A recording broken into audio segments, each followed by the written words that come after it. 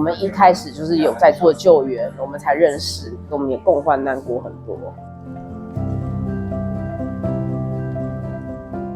共同创这些店，然后的种种回忆，这都是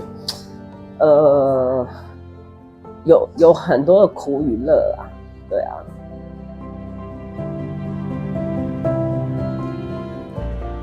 小孩很不想听到父亲节这几个字，就是尤其最小的妹妹，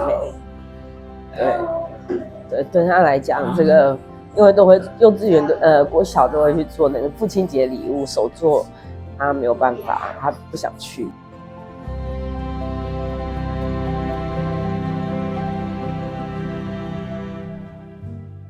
楼上2楼屋主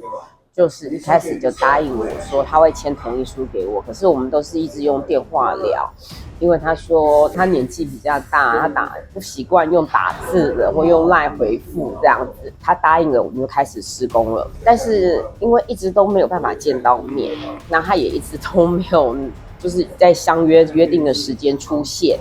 那所以我一直都没有拿到同意书，但是他也一直都回复我说他会给我。然后直到后来，他在凌晨1、2点的时候 po 文告诉我说，他说邻居因为不同意，所以他不会签给我，因为他说这个有法律责任。但是邻居都是直到第2天8点多，他才加入邻居的群组，他才询问邻居说，这个是不是大家有没有疑虑，需不需要大家同意？邻居后来一一都签给我们同意书了。那隔壁的卖面的杨太太呢，她也是很配合我们。唯独我最相关的就是紧邻户2楼，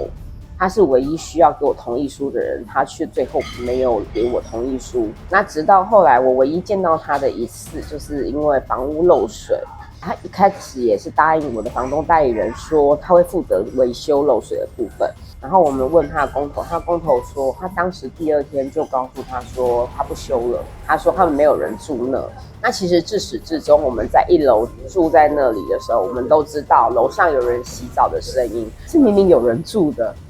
然后就是我们因为一直也没拿到同意书，然后他也不愿意修漏水，然后他也并不见面，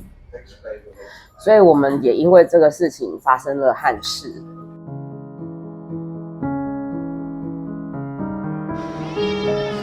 我们依然会做中途，依然做救援，那就是还是帮助这些毛小孩。那我们现在主要还是以宠物用品贩售，因为这是我们现在唯一申请得到的不需要同意书的营业方式。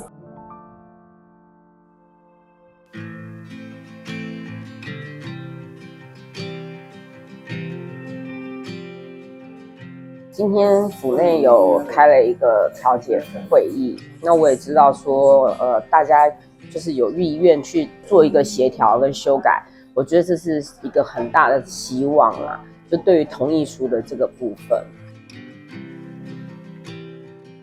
这次能够修掉这个所谓的比邻条款同意书，其实是有它的必要性，因为那是一个过时的产物，我要开店的一个权责交给一个陌生人，他同意我才能开店。那我开餐厅也不用这样啊。我们还是希望说，未来比邻条款的同意书，能够推动把过时的